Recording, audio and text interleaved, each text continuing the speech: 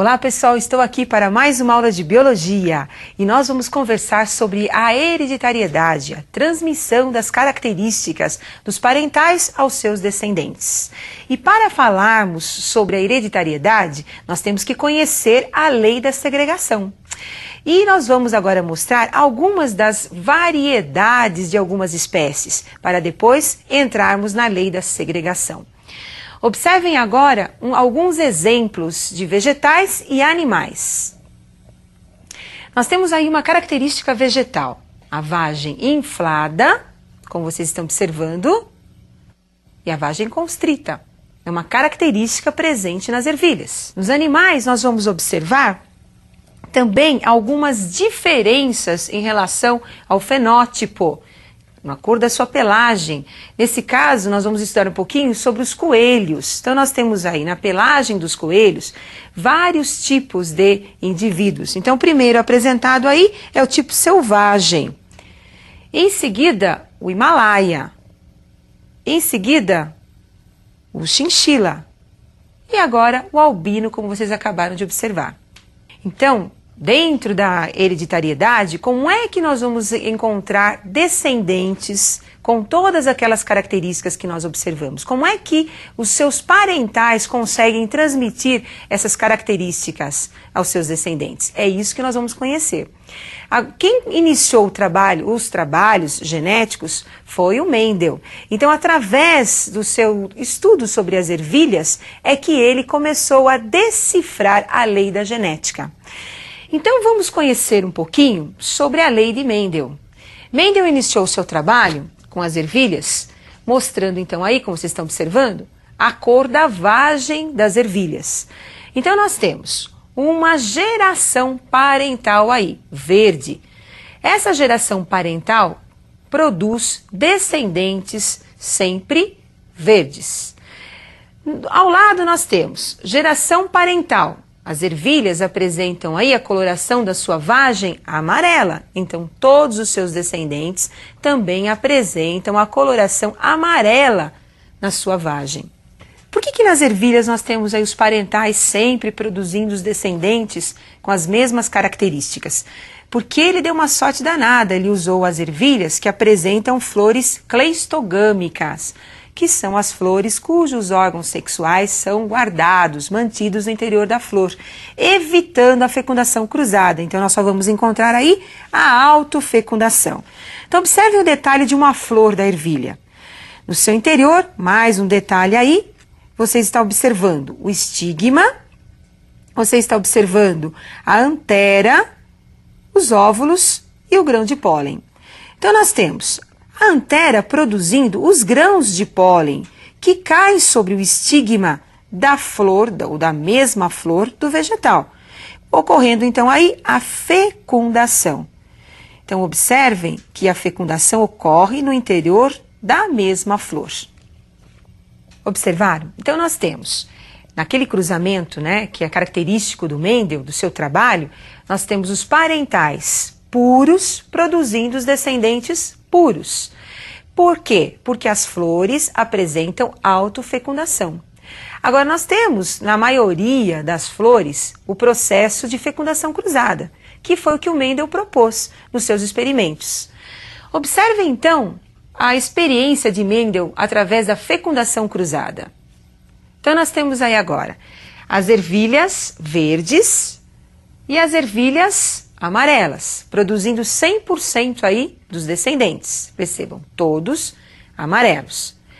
Como é que surgiu essa descendência híbrida? Através da fecundação cruzada, através da inseminação artificial nas ervilhas. Imagina, Mendel naquela época conseguiu, através dos seus trabalhos, promover essa fecundação entre duas espécies diferentes, produzindo aí todas as amarelas.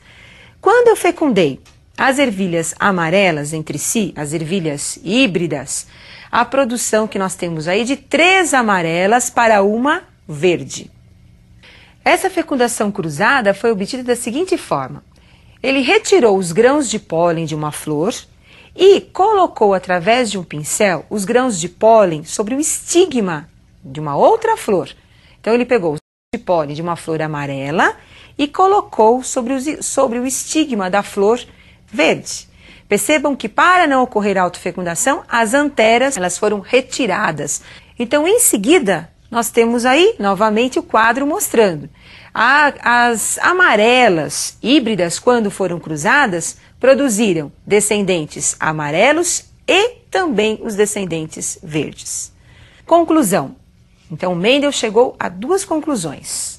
Primeira, aquelas ervilhas amarelas híbridas que foram obtidas da fecundação cruzada, elas apresentam características amarelas e características verdes, porque apareceram descendentes amarelos e verdes. Porém, a quantidade dos descendentes produzidos, a proporção das amarelas em relação às verdes é muito maior. Então, o caráter cor da vagem das ervilhas amarelo é dominante em relação ao caráter cor das ervilhas verde. E eu preparei aí uma tabelinha mostrando um resumo, vamos dizer assim, dos aspectos mais importantes aí da primeira lei de Mendel. Todo caráter é determinado por um par de fatores. Esses fatores nós herdamos, um do pai e o outro da mãe. Esses fatores vão se separar na formação dos gametas dos indivíduos. Hoje nós sabemos, os fatores são chamados de genes atualmente. E onde ficam esses genes? Onde ficam esses fatores? Os genes ficam no núcleo. Então vocês estão observando aí uma célula, o núcleo de uma célula e a presença do cromossomo. Lá no interior da célula, o cromossomo ele apresenta 2 genes. Então você tem aí cromossomo duplicado. Em cada parte do cromossomo eu encontro um gene. Então o gene Vzão em uma parte do cromossomo que nós chamamos de cromátide e ao lado, como as duas cromátides são iguais, nós teremos também o outro gene, Vzão. Esses 2 genes, como ocupam o mesmo local no cromossomo, a mesma localização, então nós chamamos de genes alelos. São os genes que caracterizam, que determinam a mesma característica. Então observem aí a meiose ocorrendo para a formação dos gametas. O exemplo que nós escolhemos é o exemplo daquela amarela, da ervilha, né, que apresenta a vagem amarela, híbrida. Observem que o X representa o cromossomo e nós vamos encontrar os genes nesse cromossomo, que são chamados de genes alelos. No primeiro cromossomo nós temos Vzão, Vzão, que são os genes dominantes, nós representamos sempre com a letra maiúscula, e no outro cromossomo Vzinho, Vzinho, representando aí o caráter verde, né, com a letra minúscula. Então nós temos aí a separação dos homólogos na primeira fase. E, em seguida, separação das cromátides. Então, nós temos cromátides, são as partes de um cromossomo duplicado. Nós temos, então, agora os gametas formados por Vzão, Vzão, Vzinho e Vzinho. 50% dos gametas serão Vzão e 50% dos gametas serão Vzinho. Então, vamos concluir. Como é que fica o cruzamento entre duas características, onde uma é dominante e a outra é recessiva? Como é que nós vamos unir todas essas características? E também conversarmos um pouquinho sobre a nomenclatura utilizada na genética. Então observem a tabela que eu preparei aí, importante para vocês. Fenótipo é sempre a característica, a aparência do indivíduo. O fenótipo pode ser dominante ou recessivo. No nosso caso, o fenótipo dominante era a vagem com a que apresenta a coloração amarelo, caráter amarelo. Recessivo, caráter verde. O fenótipo dominante é representado pelo alelo Vzão e o caráter recessivo é representado pelo alelo Vzinho. O amarelo nós podemos ter o genótipo homozigoto, Vzão, Vzão. E o genótipo heterozigoto, Vzão, Vzinho. Genótipo é o conjunto de genes de uma característica, de um caráter de uma espécie. O genótipo homozigoto vai produzir gametas do tipo Vzão. O genótipo heterozigoto vai produzir gametas do tipo Vzão e Vzinho. E o homozigoto recessivo só irá produzir gametas vizinho, sempre gametas iguais. Então, genótipo é o conjunto de genes de uma espécie. Fenótipo é o conjunto de características da espécie, a aparência dos indivíduos. Tá? Agora, eu preparei um exercício para mostrar como é que você faz o estudo de um heredograma, como é que você faz a análise de uma árvore genealógica de uma determinada característica dentro de uma família. Que isso é muito importante para você no vestibular. Como é que você faz para interpretar uma árvore genealógica ou um heredograma? Então, representando aí os quadradinhos, os quadrados, nós temos o sexo masculino. O círculo nós vamos representar o sexo feminino. Esse traço que liga o quadrado ao círculo significa que está ocorrendo o casamento entre esses dois indivíduos. E em seguida, os descendentes produzidos por esse cruzamento entre eles. Então, quando você vai fazer análise de um caráter, independentemente desse caráter ser dominante ou ser recessivo, você tem que descobrir através dos cruzamentos. Então, a regra é você buscar entre os parentais, aonde nós temos o cruzamento entre parentais iguais, produzindo um filho diferente, representando aí uma cor diferente entre os pais. Então, no nosso caso, no nosso exemplo, nós temos lá o azul e o amarelinho. No casal representado pelo número 6 e 7, nós temos o casamento entre eles e a produção de um filho número 8 diferente, azulzinho. Esse filho, ele é recessivo. Então, nós vamos representar pela letra A o seu caráter. O caráter recessivo é representado pela letra minúscula. Então, ele é azinho, azinho.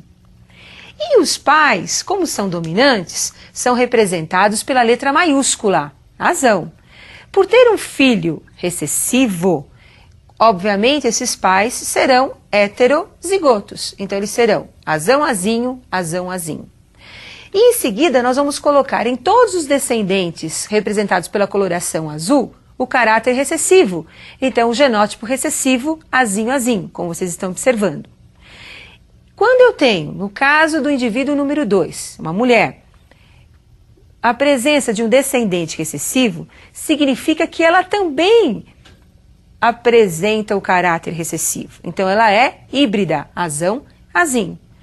Agora, o indivíduo número 3, representando aí o sexo masculino, não dá para nós determinarmos. Nós não sabemos se ele é azão, azão ou azão, azinho. Por quê? Porque os descendentes são dominantes. Azão, azinho, azão, azinho. E a esposa, ela é azinho, azinho, como vocês estão observando. Todas as vezes que aparecer um heredograma para você estudar, para você analisar, não esqueçam. A regra é pais iguais, filho diferente. O filho é recessivo e os pais são dominantes e heterozigotos. Você não pode esquecer disso, que isso é muito importante para você. E eu aguardo você para a minha próxima aula de biologia. Até mais, pessoal!